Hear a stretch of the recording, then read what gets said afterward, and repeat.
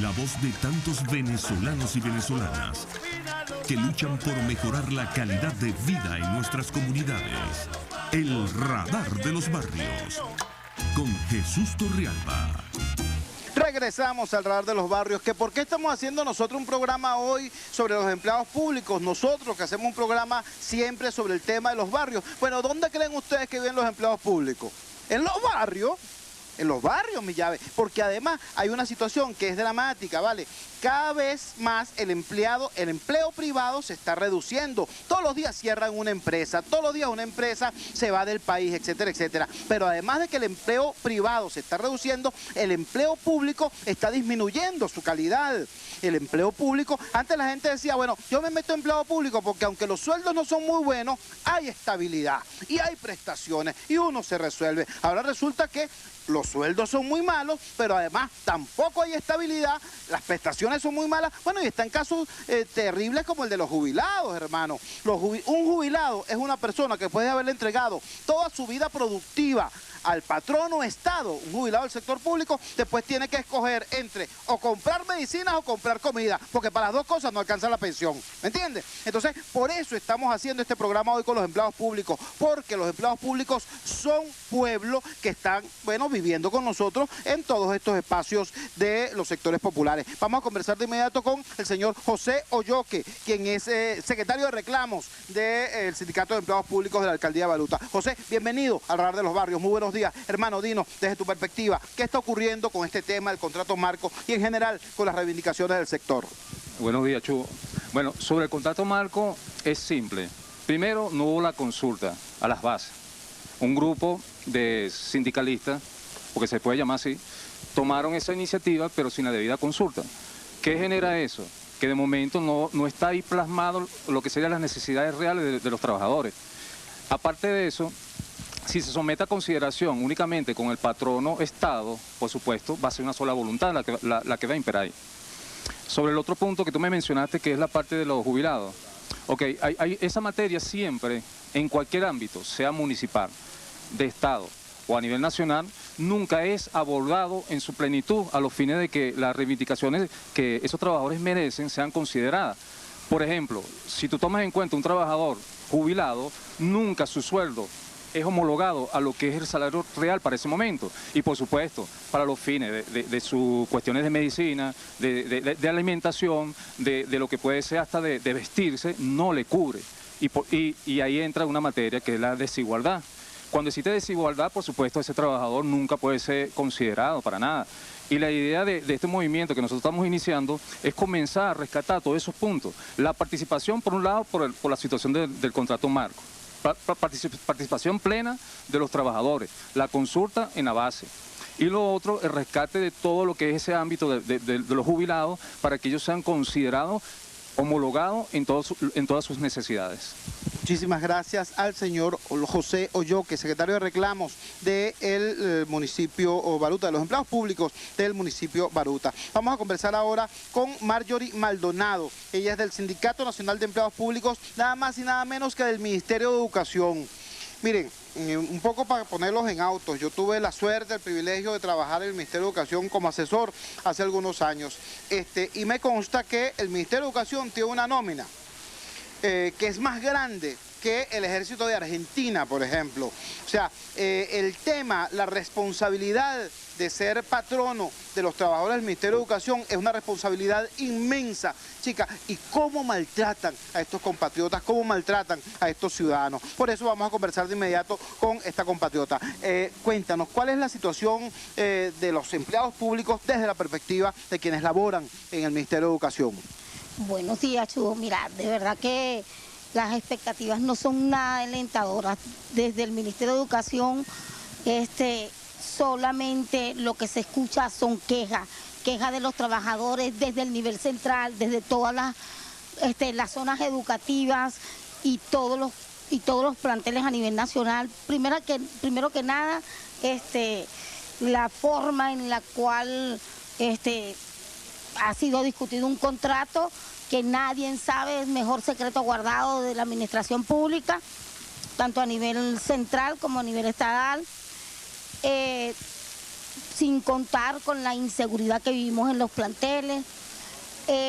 Para ustedes contar todo lo que es el gran problema del 058, el problema que se nos avecina con una parroquialización de los planteles que se hizo bajo gallos y medianoche y nadie sabe qué ocurrió allí, poniendo jefes en direcciones, puestos a dedo sin respetar concursos. Por otro lado, los trabajadores estamos pasando la gran problemática que los directores que ahora están colocando en las distintas direcciones están abusando y atropellando a los trabajadores cuando no les respetan ni la escala salarial, no les respetan ni los años de servicio, toda una serie de cosas que tenemos dentro de nuestras contrataciones, que eso ellos... Peor aún cuando te digo que los sindicatos, los 5 sindicatos que forman parte del personal administrativo en el Ministerio de Educación, todos son gobierneros, porque incluso mi persona ha estado luchando con ese monstruo que está allí del Sindicato Nacional de Funcionarios Públicos, que bueno, no les importa, se roban las elecciones, no hay quien haga, no hay quien... Y CNE prestándoseles al juego.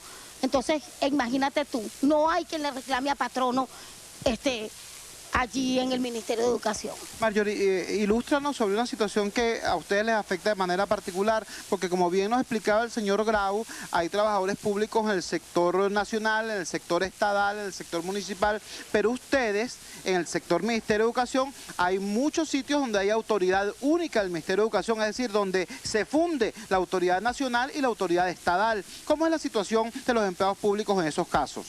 Bueno, mira, es que justamente el problema está que una vez, en el 2001, cuando se promulgó la ley de estatuto público, se estableció que algunos compañeros que tenían empleo, tanto como en la municipal como en la nacional, ¿verdad? No podía, por aquello del cruce de nóminas, bueno, estos compañeros ahora están siendo perseguidos, vejados, desde el punto de vista que cuando ellos obtuvieron aquel otro empleo, mira, podían, la ley se los permitía, ahora les están haciendo procedimientos administrativos por aquello de que esos compañeros trabajaban tanto en las municipales como en las nacionales. Entonces, eso ha venido creando, entre otras cosas, el irrespeto a lo que ellos mismos promulgaron de que la carga horaria, que fue modificada en la Ley Orgánica del Trabajo, y bueno, tampoco, mira, ¿qué te puedo decir? En el ministerio no hay un respeto, chico, al trabajador. De paso, se trabaja en los planteles en condiciones infrahumanas, sin que nadie nos proteja, no solamente por la inseguridad, es las condiciones en las cuales estamos allí y con una responsabilidad de unos alumnos, de un personal, y no hay quien nos ampare, pero los directores de planteles se jactan en decir que ellos no tienen por qué ser cuidadores, cuando la obligación de ellos es permanecer en los planteles, responsabilizados de lo que allí ocurra, y para eso ellos deben alternar y deben de tener un equipo directivo, cosa que no cumplen. Era la voz de Marjorie Maldonado, chiquita pero cumplidora, representante de los empleados públicos del Ministerio de Educación. Yo debo, también para ubicar a nuestros oyentes en contexto, ese justo reclamo que hace Marjorie a propósito de la conducta de los directores de planteles, debo recordarles que desgraciadamente la inmensa mayoría de los directores de planteles en nuestro país ahora son interinos. Es decir, no son personas que están allí porque hayan obtenido el cargo por concurso, sino que como están al igual que sus compañeros maestros de escuela, pues en condición de interino y prácticamente expuestos a cualquier tipo de manipulación de la nómina. Entonces, por eso se pliegan de manera acrítica frente a los dictados del poder. Vamos a conversar de inmediato con Carl Medina. Él es también integrante del Sindicato de Empleados Públicos del Hospital Clínico Universitario. Este espacio tan conflictuado, tan problematizado en los últimos tiempos. Carl, bienvenido al Radar de los Barrios. Gracias, Chugo. Vengo en representación de todo el cuerpo de enfermería a nivel nacional, en el cual vemos que se están haciendo abolido allí, pues ya que es una aberración lo que hicieron con el contrato colectivo al sacar a los contratados del contrato. Lo que establece la ley establece que tenemos de igual derecho, igual trabajo, iguales derechos. Por lo tanto, ahí no están violando los derechos muchos contratados y suplentes, que en su mayoría es lo que se maneja en todos los hospitales. Del 100% de los enfermeros, el 80% son contratados y suplentes. Habría que recordarle a nuestra audiencia que en muchísimos casos los cargos, bueno, los dejan vacantes y en vez de ocupar los cargos, designan a contratados, y a esos contratados ahora resulta que no los reconocen como trabajadores. No los reconocen y aparte le quitan todos los beneficios que puede contener un empleado fijo, pues. Aparte que le quitan los beneficios, vemos que no le pagan nada de eso. Y por otra parte, lo que tenemos a nivel de los tabuladores, que se establece el famoso tabulador, vemos que hay personas que ya tienen hasta 5 años ya para jubilarse, 3 años o 1 año, y siguen siendo en el primer nivel, y siguen estando en el primer nivel. Nunca subimos de nivel en ese tabulador. De los 7 niveles que hay, siempre todo te vas jubilado y te vas con el primer nivel.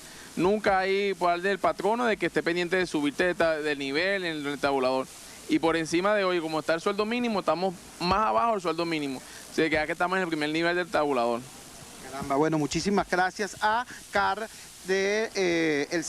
Medina del Sindicato de Empleados Públicos. Tenemos que ir a nuestra segunda pausa comercial. Sin embargo, yo quisiera antes recordarle, o sea, como te digo, nosotros no podemos acostumbrarnos a lo anormal, o sea, no podemos asumir como normal lo que no lo es. Recordemos que hay un principio clave en la relación laboral, que es el tripartismo, es decir, la relación entre patrono, trabajadores, gobierno. Eso es lo normal, que todo, desde un aumento de salario hasta la discusión de un contrato colectivo, pasa por la discusión tripartita. Eso es lo normal aquí y en Pekín, en todas partes del mundo. Más todavía si tienes un gobierno que dice ser obrerista, socialista, humanista, y cualquiera de otra de esas bolserías, ¿me entiendes?